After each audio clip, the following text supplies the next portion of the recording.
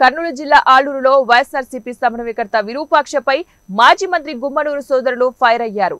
విరూపాక్షి కేవలం వైఎస్ఆర్సీపీ సమన్వయకర్త మాత్రమే, వైఎస్ఆర్సీపీ అభ్యర్థి కాదు అన్నారు. విరూపాక్షికి రాజకీయ భిక్ష పెట్టింది గుమ్మనూరు జయరాం అని పేర్కొన్నారు. గుమ్మనూరు జయరాంపై విమర్శలు చేసే అర్హత లేదన్నారు.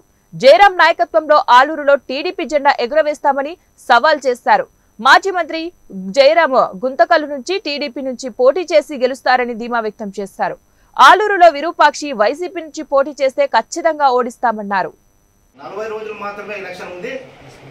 ఈ 40 రోజుల్లోనే నువ్వు కనీసం 15 రోజుల్లో నీకు సమన్వయకర్త ఇన్ఛార్జిగా ఉంటే ఇటువంటి కార్యక్రమాలకి నువ్వు పూనుకున్నావు కాబట్టి ఖచ్చితంగా గమనిస్తాను. ఖచ్చితంగా నువ్వు చిత్తుగా ఓడిపోతావు. ఎందుకంటే నీకు అవగాహన, రాజకీయ అవగాహన లేదు, మాట్లాడే విధానం తెలియదు. నీకు నోరు మాట్లాడితే నువ్వు మాట్లాడేదానికి నీకు రాదు. కాబట్టి ఖచ్చితంగా ప్రజలు అందరూ ఇవన్నీ గమనిస్తున్నారు. కాబట్టి నువ్వు ఖచ్చితంగా ఇంకా 40 రోజుల్లోనే ఎలక్షన్ జరుగుతుంది. ఖచ్చితంగా నువ్వు ఓడిపోతావు. ఎందుకంటే నువ్వు ప్రజల్లో నుంచి వచ్చిన వ్యక్తి కాదు. ఈరోజు జడ్పీటీసీగా జయరాం అన్న చెరువుతో ఒక జడ్పీటీసీగా గుర్తించి ఏకగ్రీవంగా గెలిచావు. నువ్వు ఎలక్షన్లో నిలబడితే నీకు కష్టాలు సుఖాలు నువ్వు తెలిసేవి. జడ్పీటీసీగా నువ్వు ఎలక్షన్లో ఓటు హక్కు ఓటు నీకేసి గెలిపించింటే నీకు కష్ట సుఖాలు ప్రజలు ఏమనేది నీకు తెలిసేది. కాబట్టి నీకు తెలియదు. కాబట్టి నీవు అన్నీ నీకు ఎలాంటి నీకు అవగాహన లేదు. ఖచ్చితంగా ఈరోజు ఆలూరు నియోజకవర్గ ప్రజలు ఈరోజు జయరాం అన్న వైపే ఉన్నారు.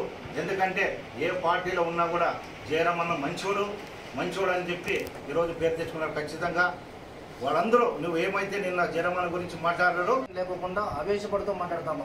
మాకే ఆవేశాలు లేవా? మాకు అట్లాంటి నడవడికలు మా జయరాం అన్న నేర్పలే. మేము మాట్లాడచ్చు అనుకుంటే నియోజకవర్గంలో ప్రజలు ఆవేశాలతో మాట్లాడితే ఓట్లు వేయరా విరూపాక్షి? అది కూడా ఈ 2 నెలల్లో మనం ఎంతైతే ఆప్యాయత ప్రేమ సంపాదించుకుంటేనే వస్తుంది ఇది. కానీ నువ్వు ఈ 3 నెలల్లో బయటకు వచ్చి ఒకటే పరి అందరిని నరకుతాను, పెడతాను, కాళ్ళు ఇస్తాను, చేతులు ఇస్తానంటే జనాలు ఎవరు అట్లా అవన్నీ ప్రోత్సహించరు. జయరాం అన్న అట్లా వాళ్ళని ఎవరు ప్రోత్సహించలేదు. ఇప్పటికైనా గుర్తుకు తెచ్చుకొని ఆవేశపడుకోకుండా ఆలోచనతో మాట్లాడేది నేర్చుకుంటే బాగుంటుంది. వైఎస్ఆర్సీపీ నాయకులే కాదు, టీడీపీ నాయకులు కూడా మనం కూడా ప్రతి ఒక్కరూ అర్థం చేసుకోవాలా.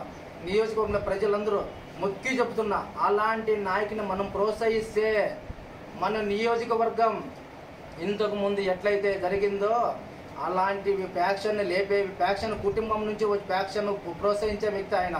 అలాంటి వ్యక్తిని మనం గిన ప్రోత్సహించినామంటే మన నియోజకవర్గం ప్రశాంతంగా ఉన్న నియోజకవర్గాన్ని ఆయన ఫ్యాక్షన్ కుమ్మెట్లో లాగి ఆయన మనం అందరినీ ఇబ్బందులు గురి చేసేకుండా ఆయన సిద్ధంగా ఉన్నాడు. ఆయన రాజకీయం కోసము ఆయన ఒకటే అనుకున్నాడు. ఏమనుకున్నాడు?